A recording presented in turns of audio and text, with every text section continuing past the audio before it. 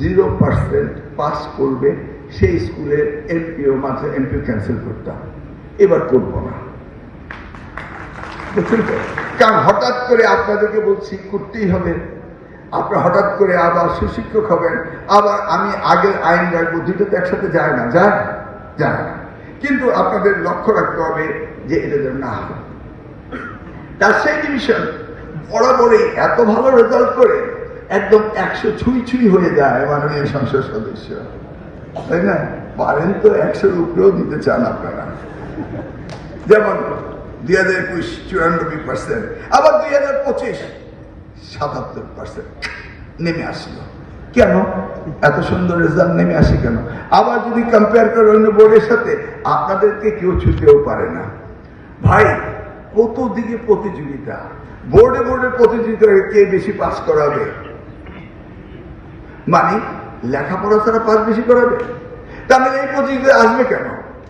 বোর্ডও কম্পিটিশন করে, এই বোর্ড ওই বোর্ডের প্রশ্ন নিবে না, এক বোর্ড আলাদা প্রশ্ন করবে। এটা কি হয়?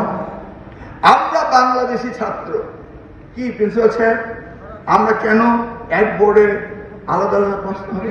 মনে করে দেখুন, এখানে মুক্তিযোদ্ধা রয়েছে, বীর মুক্তিযোদ্ধা।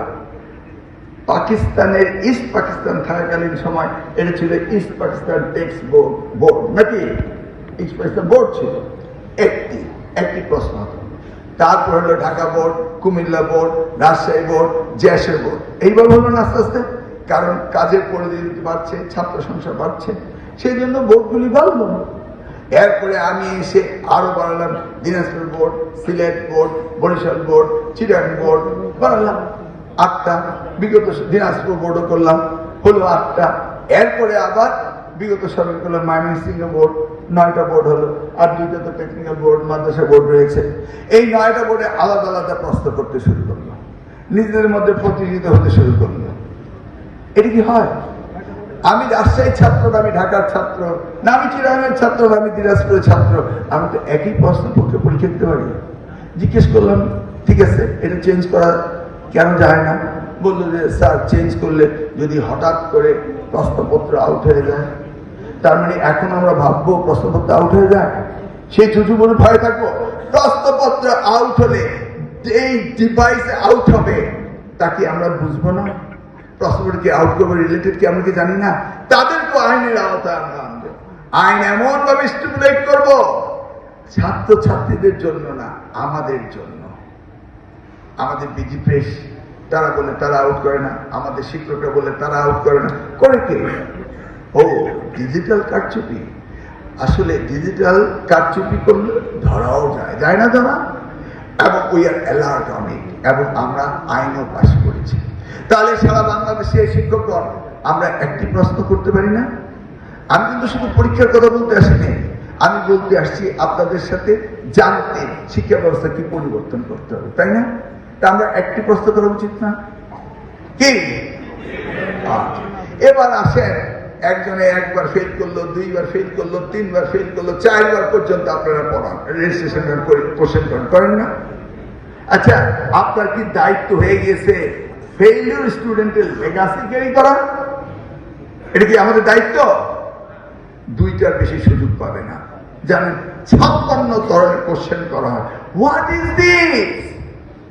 আমরা ওদেরকে পাস করার জন্য ব্যস্ত থাকবো, তাই নাকি আমরা সামনে দিয়ে এগিয়ে যাবো? কোনটা?